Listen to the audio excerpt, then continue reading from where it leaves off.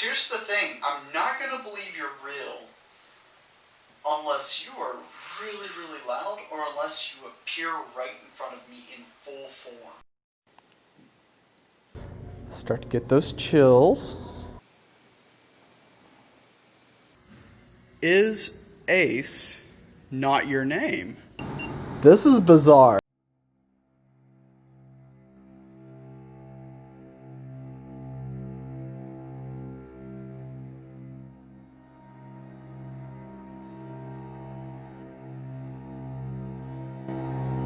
Hell no, I'm getting out of here.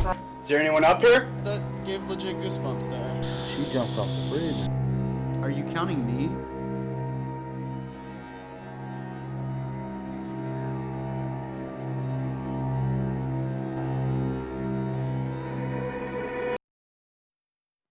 Hello, my name is Scott, and I am one half of the Paranormal Investigations. And this episode is kind of the first experience I had this year on the road for the haunted road trip. And the most interesting part of it was that I got to go to places I don't think I would have gone prior. And the first stop on my haunted road trip was the Elms. The story of the Elms Hotel is just as rich as the experience I had there. The Elms has been known to host a variety of famous people over the years, but even prior to that, the Elms Hotel is historical for how it came to be. So the history of the Elms dates back to the late 19th century, specifically 1888.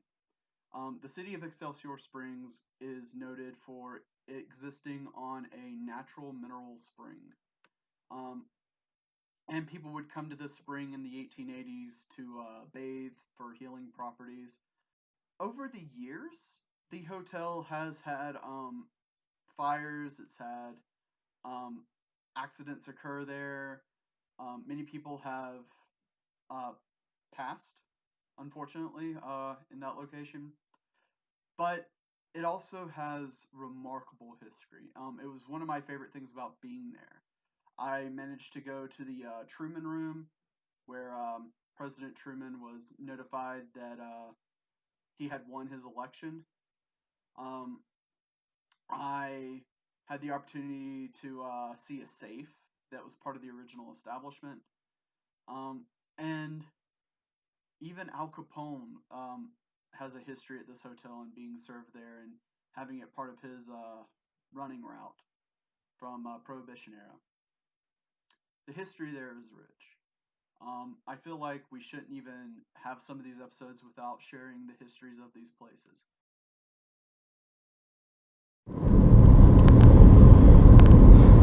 Well, I've been on the highway for about 2.5 hours, and still in Colorado. I'm from Colorado. Well, I'm not from Colorado. I live in Colorado now, and I'm driving all the way down to southern Alabama. And I'm going to meet the other half of BS Paranormal Investigations, Bradley, and we're going to kind of put our childhood under the investigation lens. But first, on my way down, I decided to make sure everywhere I stop on my way is a haunted location. So welcome to BS Paranormal Investigations Haunted Road Trip. Unfortunately, the B in BS is not here. I am Scott. I am the S in BS Paranormal Investigations. And I will be going at this solo, which is really never advised for ghost hunting, but I'm very skeptical about ghosts to begin with, so to me, I'm just going to be talking to air for the next 2 nights. So I'm in my room at the Elms. I have everything, almost everything for my car. I got to make maybe 2 more trips because I got a cooler full of drinks and things that can melt. So I got to bring that stuff in. But yeah, no, I'm in here. I'm in here with the ghostest, with the mostest, and I'm going to set the room up for a small scale investigation. I'm here for one night, so it's going to be very small scale. But I'm gonna do that. We'll see if anything happens. Night 1 of BS Paranormal's haunted road trip is about to commence. Okay, so I am here with my EMF detector, and we are going to do an EMF sweep of this hotel room.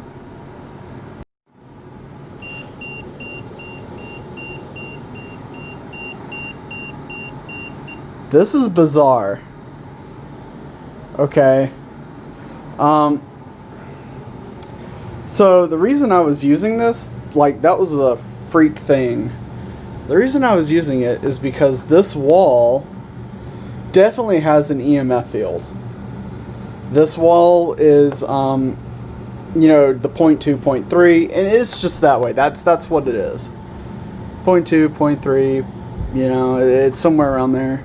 And if you come into the bathroom, especially over here, it's really high. And it's going to do that beep. It's going to be very high. Now, I can tell you, what's really weird is the fact that when I started doing this, it activated over here, which is why I grabbed my phone and I started recording. Now, what I'm thinking is, it's got to be something here, and I'm wondering if it's this wall. The wall's not doing anything at all.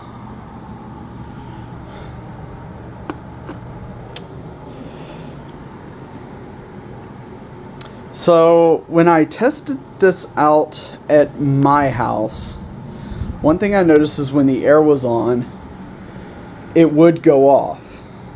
And I'm seeing the same pattern here. So the air is running.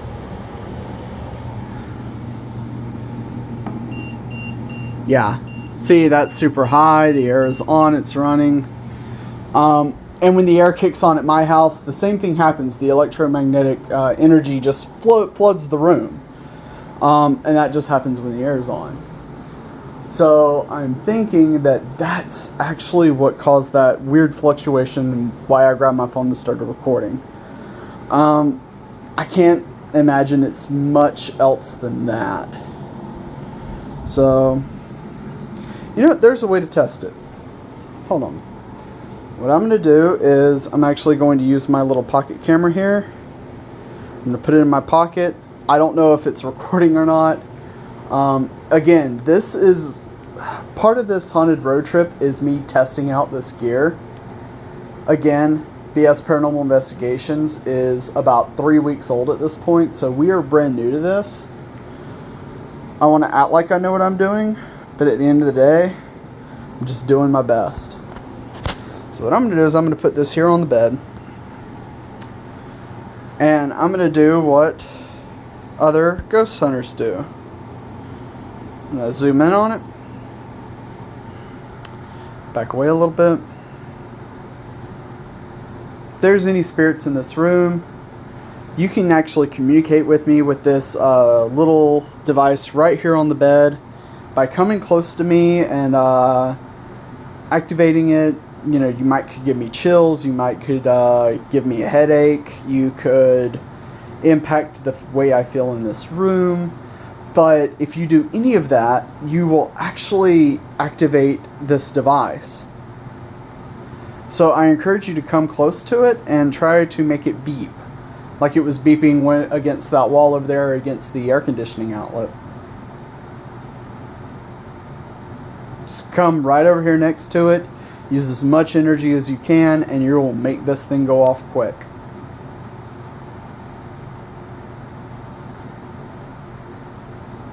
No? Nothing?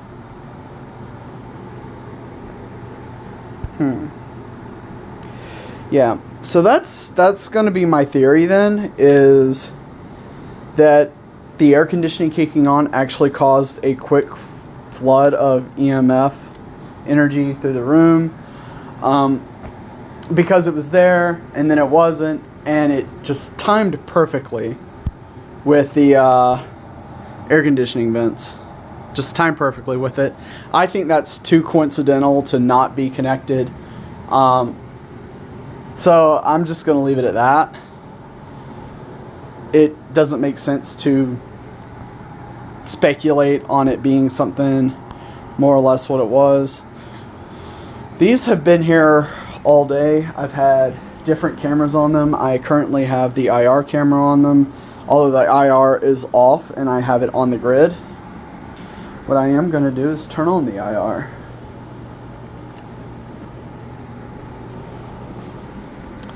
I'm just going to let the IR deal with that. And I know currently my shadow's in the way, so you can actually see my shadow against the grid right now. And that's just with it regular. The IR is even more sensitive to shadows than that. It should work. I still have all my recorders on. I know this one's probably...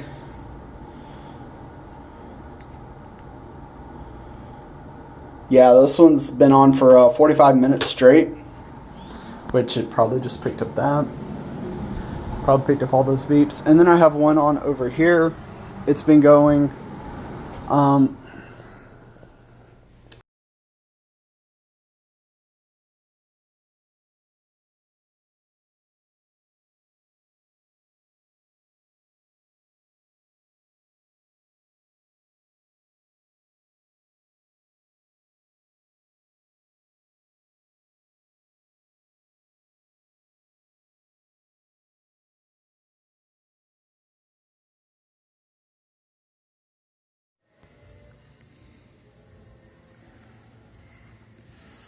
So, I am in the ballroom.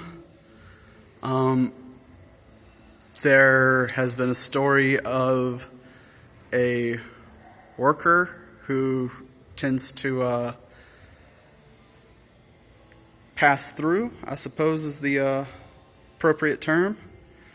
And here in this closet is a dude called Ace. So, Ace. I came by here earlier. My name's Scott. And I started asking you some questions. I asked you if you had a light for a smoke.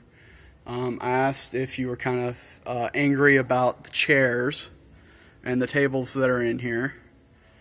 But what I have here in my hand is an audio recorder that you can talk into. And if you have enough energy to make yourself appear, I have a thermal camera right here that I'm using right now that could capture your manifestation. So if you have enough energy to like make yourself really show, you know, my camera can help pick that up. And you know, I'm not really getting too much. So I'm backing out and trying to see if that actually helps.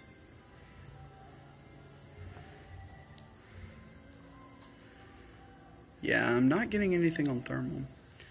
So Ace, I'm going to close these doors real quick. And if you don't mind, could you open them back up? Especially if you're uncomfortable with them being shut. So those little heat prints are my hands. It's going away. So Ace, does that bother you that I shut the doors? Do you want to scream at me right now? Scream as loud as you can. It's just you and me, buddy.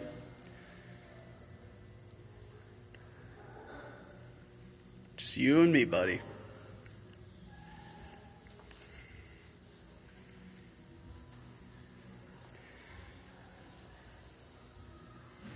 Is Ace not your name? Is that an incorrect term? Did you actually call a kid Ace? Like, look here, Ace. And the kid just kind of run with it.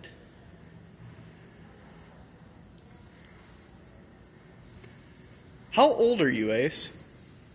Or tell us your name. Just tell us your name. Flat out your name. What is your name?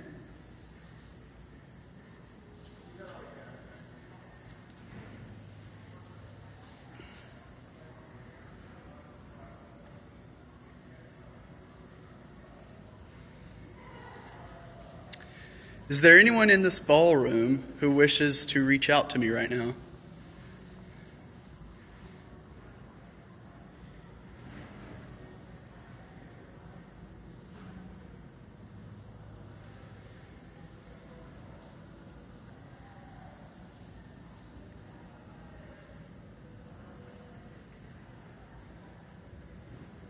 Is there anyone in this ballroom who is angry that I'm in here asking these questions? Do you feel like I'm being disrespectful?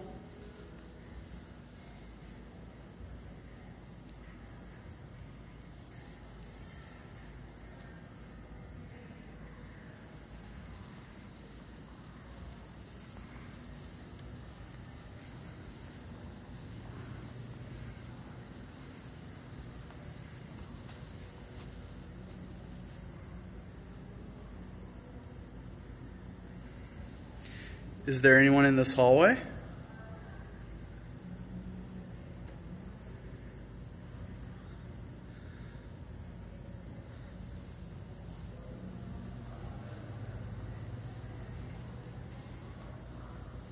Is there someone who is intentionally trying to stay away from the camera?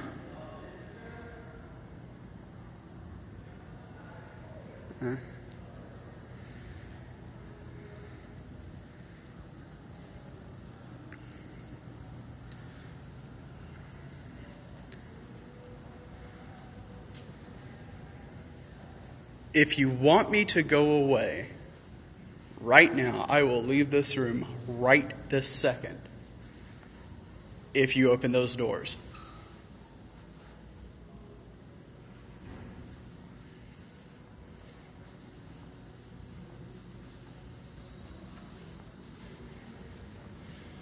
Alright, so note that was actually a guest who almost came through here and they turned around as soon as they heard me. So that was not anything paranormal.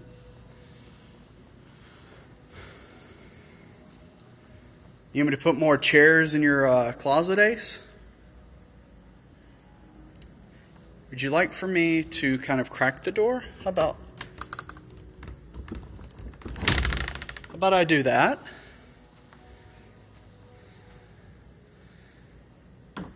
So it took a little bit of force to open that door.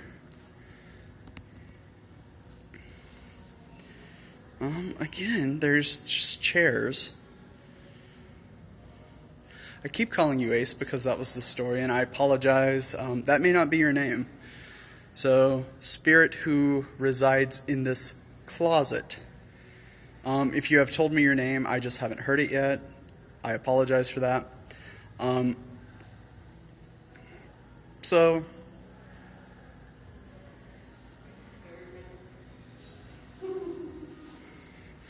I think we got a spirit. There we go. Got that ghost. Yeah, that door does like to open up. The ghostest with the mostest. Alright. So what I'm going to do now is I'm going to make it a little easier for you, right? I'm not going to close them all the way. I'm going to leave them like that. I want you to open them. That's all I want, is I want you to open them. Don't have to be fancy with it. Doesn't have to be pretty.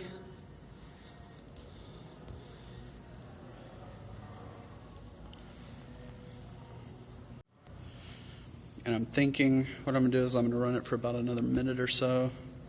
As best I can. Try to keep my hand away from the camera itself. See if I can't do any better. I'll have to just review all this footage later.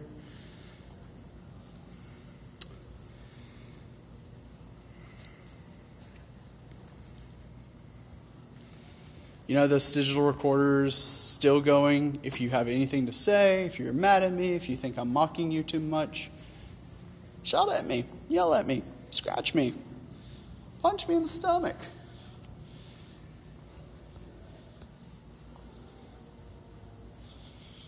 All right.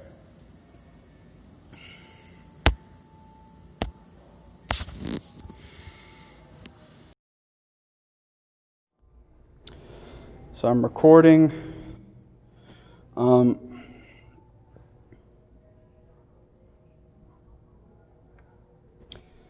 changes in EMF. The temperature is staying around the same. Are you here with me? Can you give me a scratch or a bite or something? Are you angry at me taunting you?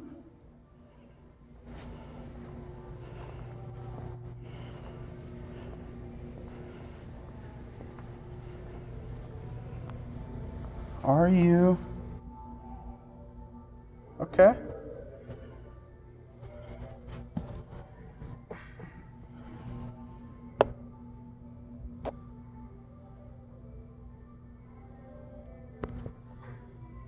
Ah.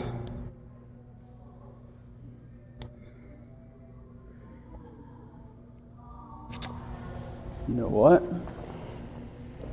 Hold on.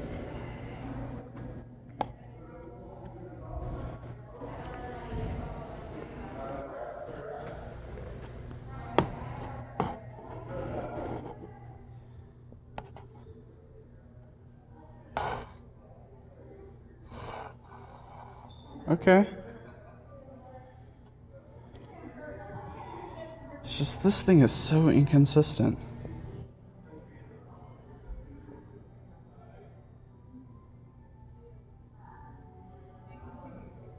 Now, come over here. See what happens when I go inside.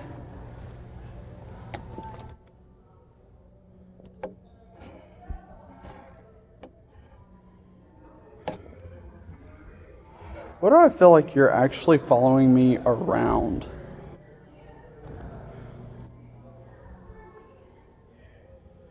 Huh.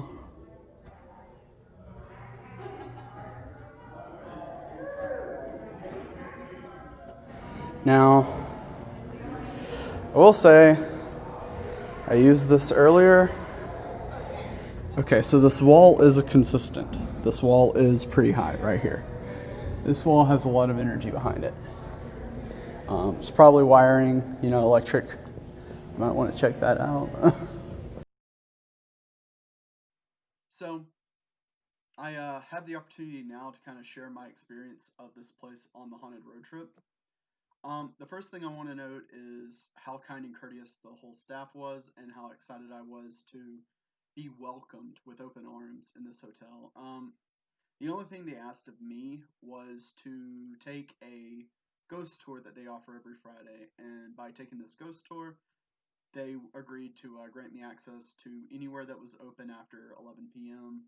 And they tried to get me into some other places, but it was pretty occupied, and I understood, and I was okay with that. I did not get a lot of stuff on camera. Again, I was on the road at the time. I am not on the road anymore.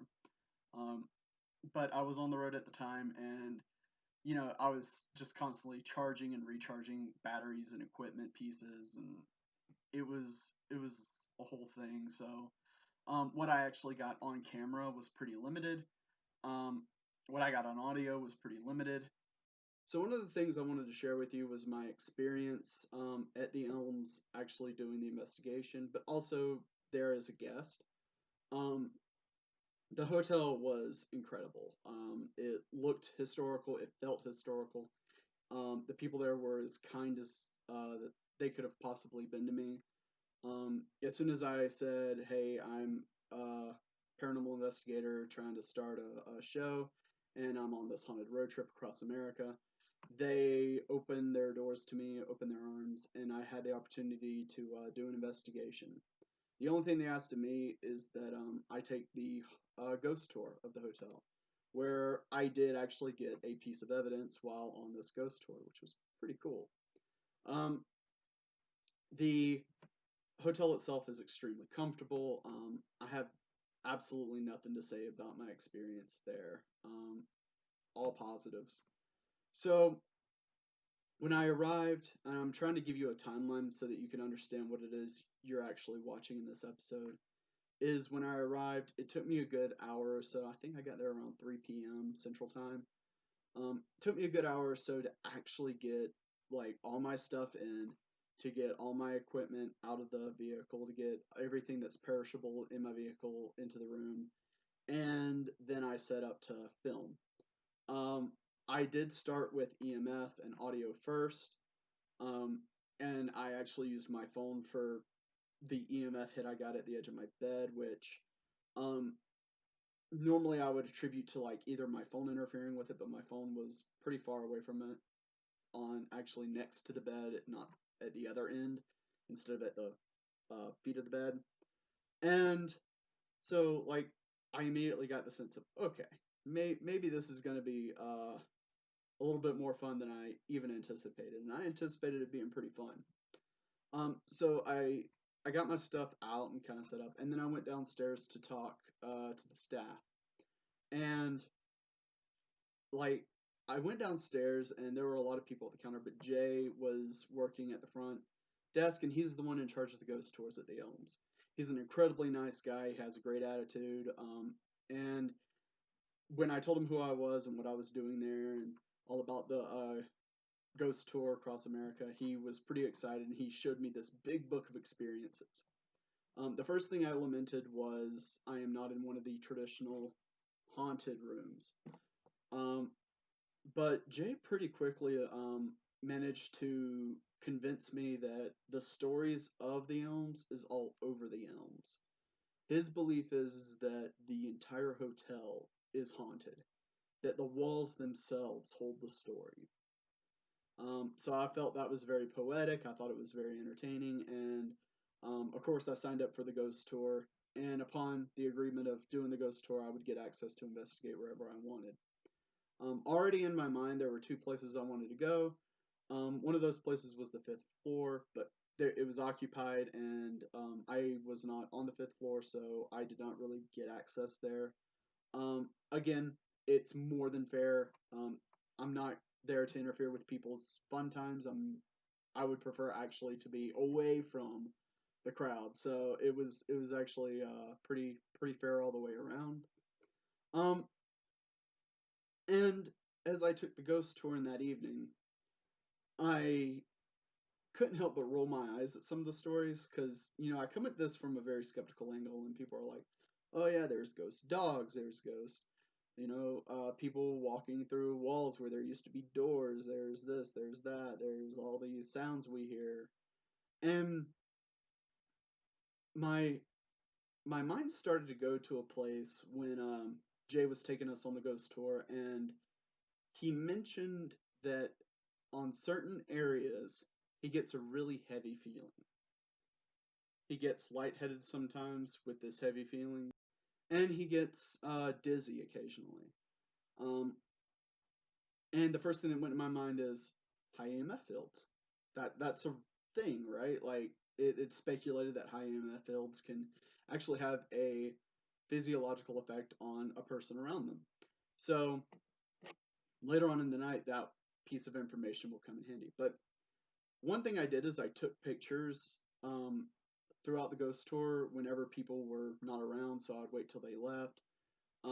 If I caught reflections of them walking away or something in a window, of course I know that's people on the tour, but if I caught something unusual, if I caught something weird in the reflection of the windows throughout the hotel, maybe it's something worth talking about. And I happened to get one of those pictures.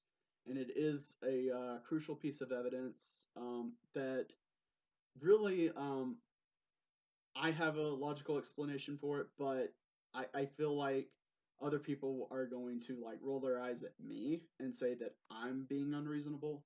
So this is that picture, and it's an image of a lamp and a chair, but you can kind of see the outline of a blonde woman. The interesting thing is on the ghost tour, Jay talked about how one time he was walking through the ballroom and he saw a woman in black with that looked like she was wearing an employee's outfit walk past him and flip her hair. And as you can see from the picture, it looks like someone who might have worked there about 100 years ago with kind of long blonde hair. it's there. What I think it is, I think it's a glare on top of the reflection of a lamp and the couch, but that's just my opinion. It does leave me to think, okay, maybe this place is worth going back to and doing a much longer stay and investigation. So yeah, that's one piece of evidence. A couple of pieces of evidence that I didn't catch that my partner Bradley did when I was taking a nap. One of the things I've gotten in the habit of doing on this road trip was filming myself asleep because everyone has a story of, oh, I was sleeping and something came on my bed, something patted my face, something started choking me, something, picked up my bed and slung me across the room. That would be really cool if something like that actually happened to me and I just want to catch it on camera. So I'm laying there sleeping and it sounds like something is moving across the room. And I can tell you the camera I was using specifically at that time, its audio was not sensitive. It still isn't. I have to attach a microphone to it to actually get the best audio I can out of it, and even that's not exactly great. And you've seen from our video, we definitely need better audio gear, and we're working on that. But for the sake of this season, it is what it is. So I am taking a nap. Again, I am filming this by myself, and you can hear something kind of move along the floor. And the thing is the floors are carpeted, and you shouldn't be able to hear anything like move across a hard floor, like scrape like it was. Bradley was the one who pointed that out to me. I didn't even catch it. And then I listened to it and I'm thinking, okay, it's one of two things. It's either something is paranormal moving across the floor, or maybe I farted in my sleep and the audio picked it up and it sounded like that. Those are the two things I have. It could be a snore, but I don't think I was really snoring in that video at all. So there's the evidence. Let me know what you think.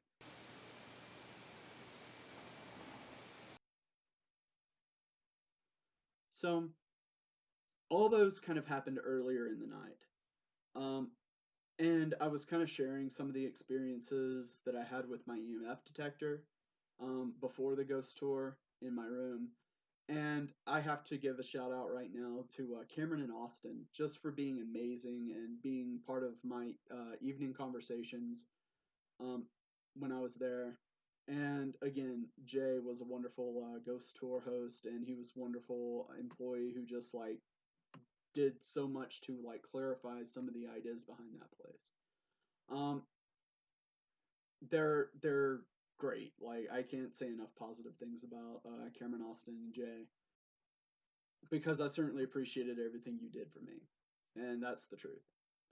But after the ghost tour and after a nap and all these other things that happened, I decided to get my gear out and kind of investigate the ballroom. I was really intrigued by some of the stories in the ballroom, and not only the the spirit of the woman with the blonde hair that I mentioned earlier, but there's another story, and it's the story of Ace. And the story goes that there was this kid at a party in the ballroom one day, and he's near this closet that's kind of on the left side of the entrance of the ballroom, and he goes to his mom and he's like, "Mom, that man in there, there's a man in the closet. His name's Ace," or something to that effect. That's the way the story went. And so I started investigating for this Ace character.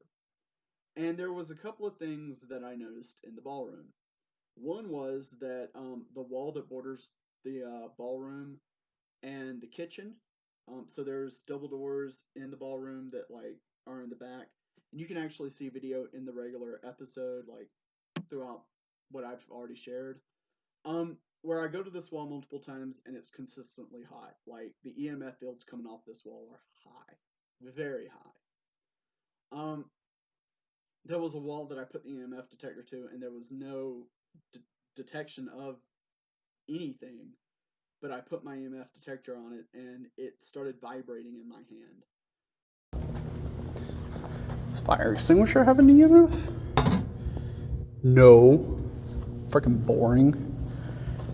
Boring ass fire extinguisher.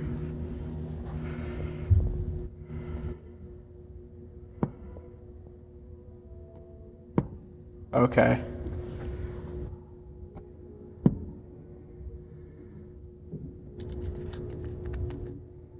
I don't care what you say. This thing cannot be reading accurately because I feel it buzzing in my hand. I'm not making this up. I've never experienced that before. I have no clue what it was, but it was legitimately doing that. When I went back to replicate it, it wasn't doing it. It was a one-time thing, and I have to chalk it up to some weird electrical anomaly that I'm not even going to worry about until I go back there. And I will go back there one day to do an investigation. Another thing that happened in the ballroom was one of the pillars kept giving me a random reading. And at one point I even mentioned it's almost like something with energy was following me. Now, I say that for more of a dramatic effect for the show. Do I really think something was following me? I didn't hear anything following me. It really didn't feel like anything was following me. But the EMF detector picking up energy like coming around that pillar was pretty bizarre. I still don't have a good explanation for it, except for maybe there were wires or something in the pillar, and maybe when you turn on the device in another room or another part of the hotel, that the energy moves through that particular pillar based on how it's wired. That's the only explanation that's logical that I came up with. And maybe that's the case. Maybe it's not. Maybe there are no wires in that pillar and it was a true phenomena that I can't explain. But it got me curious enough to go have a conversation with Cameron about it. He was working the night shift, and when I went to talk about it, there were two other people there just kind of having a conversation as well. Don and Kira, mother and daughter. And it ended up becoming, oh, that's cool. You're a ghost hunter. And I keep looking up because I'm trying to recall. And I agreed to let them come around and do some EMF detecting with me around the hotel. Little did I know it would be a full hotel investigation. Unfortunately, my audio recorder died not even 5-6 minutes into it, so there really wasn't much there in terms of like audio. But what Don, Kira, and I did was we started off in the ballroom. I showed them the high EMF spikes along that wall. And then we went into the closet, and it was something I didn't do before I did it with them, and I put it like really up high. I put it around the closet. I kind of just checked the whole area around, and there was a very high EMF field inside the storage closet in the ballroom. And again, with high EMF fields, by the way, EMF means electromagnetic field, or EM fields. I guess EMF fields is saying electromagnetic fields, but oops. Um, I'm going around, I'm testing everything, and what we found is that the same wall in the ballroom, if you go straight up all 4 floors, again, we didn't go into the fifth, but if you go up all 4 floors, um, and you get off the elevators and you turn left, and you start measuring the EM fields of the walls, you're going to get a high reading. When you measure the lights above the walls, you're going to get a high reading. You can actually trace the wiring of the lights and the light switches on all the floors. So that tells me that, okay, this hotel has a lot of EM fields, and people are talking about feeling dizzy, lightheaded, pressure, paranoia, these symptoms supposedly associated with electromagnetic field poisoning. And maybe there's something there. Maybe that's what everybody's experiencing at this hotel. Maybe that's the paranormal side of things. And gosh, Don, Kira, and I spent a good hour and a half just measuring the EMF fields of the hotel, talking about experiences, talking about the stories that we heard on the ghost tour, because they were on the ghost tour as well. And it was just an overall pretty good night to investigate. So shout out to Don and Kira for making my night just a little bit more exciting, a little bit better. It was great to meet both of you. Um, I end kind of my experience there because I did, as soon as Kira, Don, and I stopped investigating the hotel, I went straight to bed.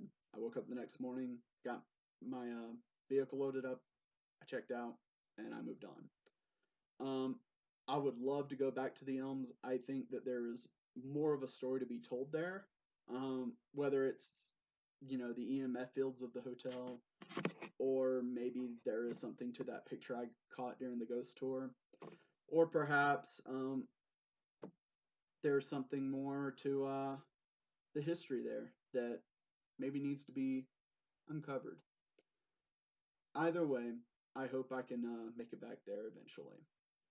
So this is my reflection on the first stop on BS Paranormal's Haunted Road Trip. My final reflections on the Elms is that it's likely that the EMF fields around the hotel are causing the experiences more than actual paranormal activity. Again, I know what you're thinking. You're like, of course you're going to say that. You're the skeptic, and you wouldn't believe in a ghost if it showed itself in front of you in broad daylight. Yeah, I would. If it physically showed itself to me, I have confirmation. I've observed it. I've seen it. I've witnessed it. Yes. And so, I definitely would take the side that, yeah, there's something paranormal there. I just didn't get that. I got the impression that the EMF fields around the hotel are a lot more responsible for some of the experiences there than something paranormal in of itself. The image I caught, again, you heard my logical explanation for that. There are some audio clips that I did catch on some of my recording devices.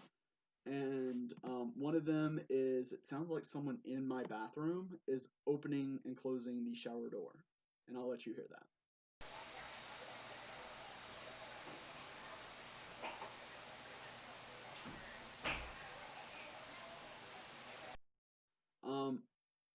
It sounds like it's coming from inside the bathroom. You can hear people outside the window because I was only 2 stories up, and there was a bunch of people in the pool, music playing near the pool. It was pretty wild time outside, and you can hear that, but it's pretty muffled compared to the level of noise you hear in the bathroom on the audio device. It could have been from the bathroom next to mine through the wall, but I wasn't in my room very much, but when I was in there, I really didn't hear anyone next to me on either side. Like, I didn't hear anyone on the other side of the wall from the bed, and I didn't hear anyone in the bathroom on the other side. It could have just been awkward timing that I didn't hear anyone on either side, but I think it's the logical explanation is that there was someone on the other side of the wall. The only way we could debunk that is to go back, get 2 rooms that are beside each other, and test it. But it's definitely testable. It's definitely something we can conclude. And there were a lot of noises in that bathroom. One of the things that I caught on audio, again, I didn't hear this with my own ears, is something akin to, "Hey, get out!" and a couple of hellos, and it was the same kind of voices going, "Hello, hello." I let a friend of mine hear it, and she said that it almost sounded like an accent, like a European accent, saying, "Hello, hello."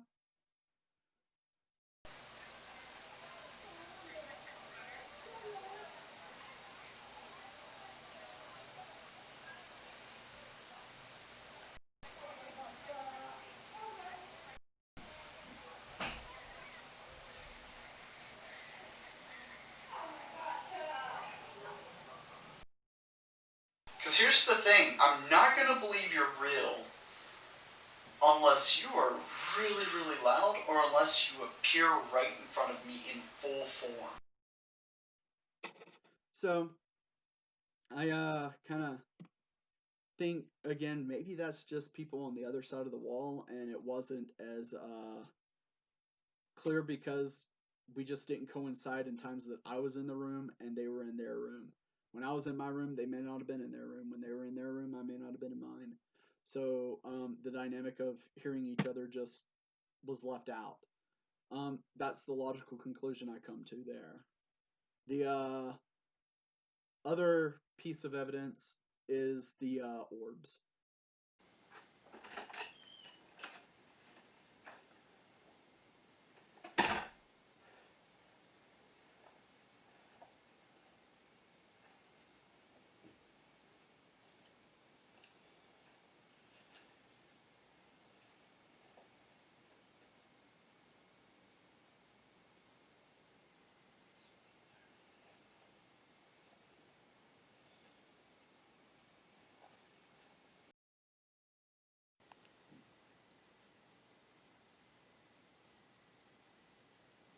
Both Bradley and I are very skeptical of orbs, just like dust, flies, bugs, mites. Like I don't know anything that can reflect light that can zoom past. Um, you know, the thing is I do understand there is a belief in orbs. So in all of our videos where we capture them, we are going to put them forward. We're going to leave it up to you. If any of our viewers do have a legit case for why we should take orbs a little bit more seriously than we do, please let us know. Again, we're not necessarily saying we'll be convinced, but we are saying that we will take your claim seriously and take the advice you give seriously. Um, so again, I feel the need to just shout out to Jay, Cameron, Austin, Don, Kira. You five were amazing people. I am so happy to have met. And hopefully, you got as much from the conversations that we had as I did because it was so much fun. And that's it with this episode. Thank you so much for watching, and see you next time. Here's the door.